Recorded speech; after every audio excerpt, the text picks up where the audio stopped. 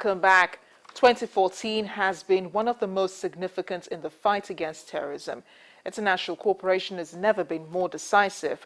But while Boko Haram was terrorizing Nigeria and her neighbors, the Islamic State was providing greater worry for the West.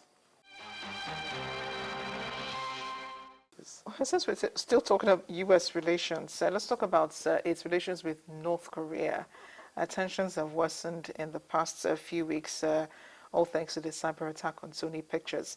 How much further do you think these relations will deteriorate in 2015? It will plummet because the level of rabble-rousing in North Korea will help America to put it in the list of terrorist sponsoring countries. So countries that sponsor terrorism, America has threatened that it will do so, and North Korea is threatening to do a lot of things against U.S. or U.S. interests.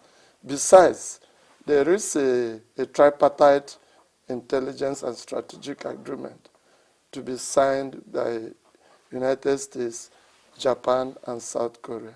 So once this is signed, it will further infuriate North Korea, and North Korea may take certain decisions that will lead the United States of America to carry out a backlash against North Korea. So I don't see the relationship improving for good.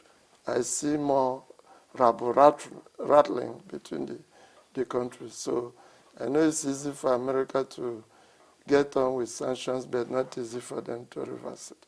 So North Korea may be in, but with their policy of military first, I don't see them backing down.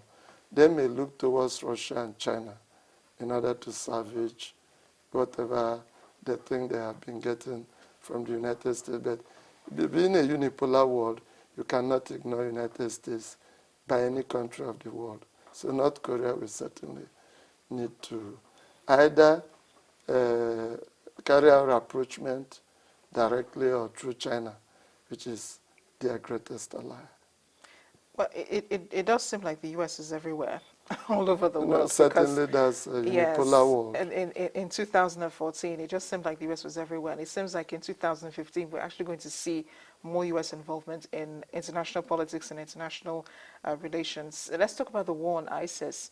The U.S. led a coalition against ISIS in Iraq in September. Now, I know they didn't have a time frame for being there, but the way it's going, it does seem like it might be an elongated mission in Iraq. Yes, I see an elongated mission in Iraq and Syria because ISIS is a phenomenon that has come to stay until the basis of their emergence is removed. Definitely ISIS will be there for a very long time. So United States, it is not the kind of mission they had in 1991 that they are having now. I think they don't have boots on the ground. They have advisors that advise the Iraqi government and the Peshmerga, Kurdish Peshmerga forces. So I think that cooperation will continue. I don't see United States backing down, especially now that the Jordanian pilot has been captured. So what will they be running away? Well, since we're talking Islamic groups, what about Al-Shabaab here in Africa?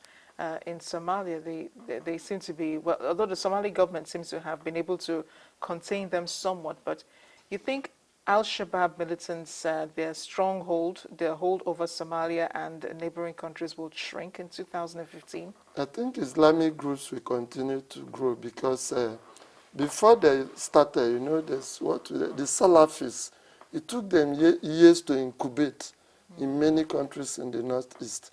And this is the product of that incubation. So as for Al-Shabaab, they will continue to thrive in Somalia because a country like Djibouti, Eritrea, unless the countries within the Ogaden region will come together and fight terrorism, it will continue. Because as we speak, you don't know the mind of Eritrea and you don't know the mind of Djibouti. So these countries have not thoroughly committed themselves to fight in favor of Somalia and Ethiopia. You know, these countries, they exist within an area.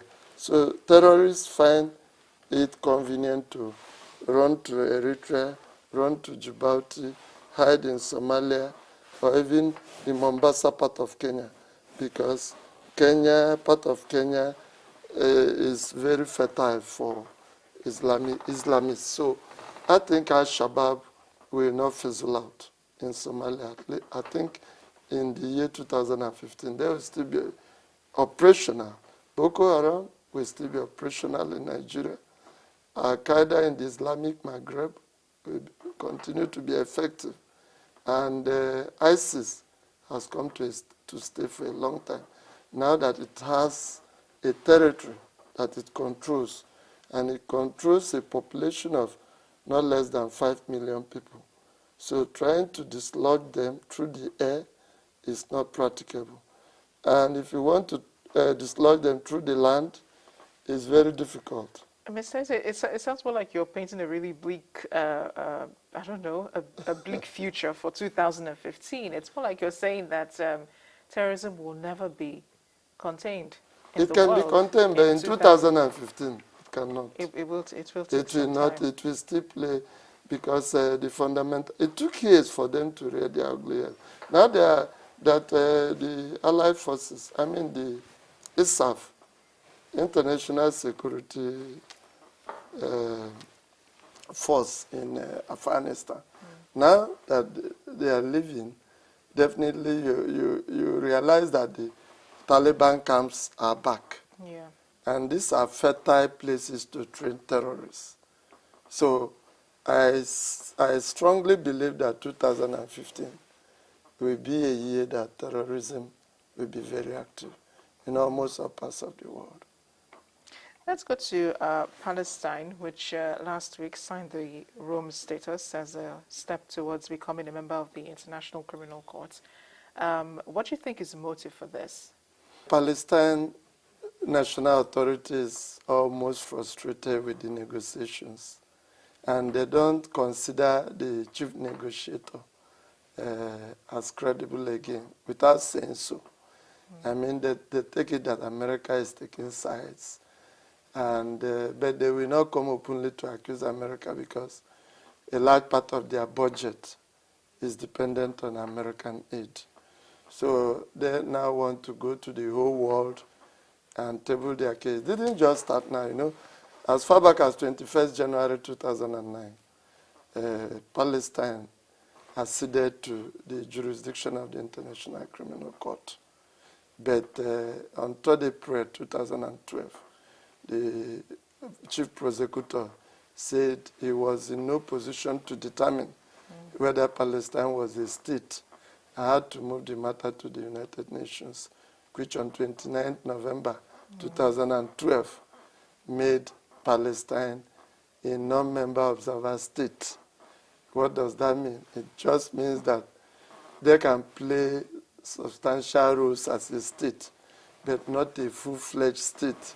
Some people will say it's quarter to a state. Yeah, it sounds more like that. So, and that's why, since that happened in 2012, and the negotiation to get to the final status with Israel they think is being frustrated. You recall how many wars that have been fought with the Operation Cast Lead, Operation Protective Edge that just ended. So many wars, instead of negotiating, wars are being fought. And they took the step to try to form a unity government with Hamas, notwithstanding Hamas being treated in some quarters as a terrorist organization. So they took that plunge, and they equally took the plunge of joining UNESCO on 31st October 2011. It was voted in as a member of UNESCO. So it has been carrying out activities trying to justify statehood. I know it has been recognized by many countries of the world. But for it to become a full member of the United Nations, it need to go beyond the voting of the United Nations General Assembly, which had already taken place. So that was why they brought it through the Jordanian representative that is a member of the United Nations. As we close this interview, I just wanted to quickly talk about what you have referred to in the past as the Third World War. That's what's going on between Russia, Ukraine, and the United States, and NATO.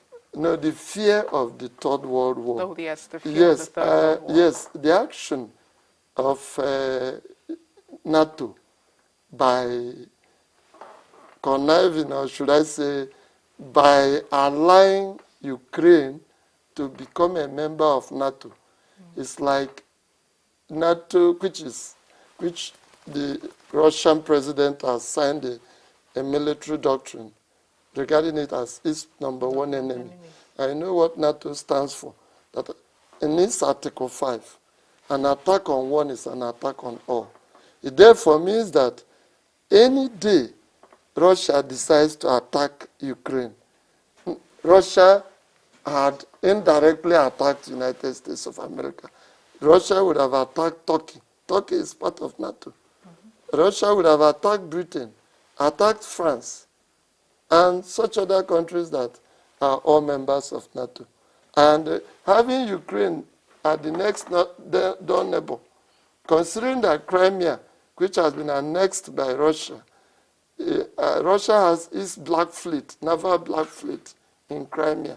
That means NATO will be sitting on the next door to Russia's military installation.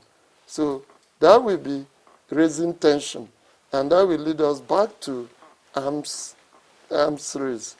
And when you have that arms race, that means any future attack on Ukraine will be creating room for the Third World War.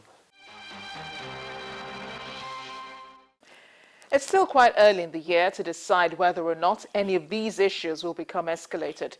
Stay with Diplomatic Channel to understand the development. Thanks a lot for watching this week. Your comments are welcome. Please send them via email or Facebook or Twitter. The addresses are on your screen. I am Amarachi Ubani. It's going to be a great year.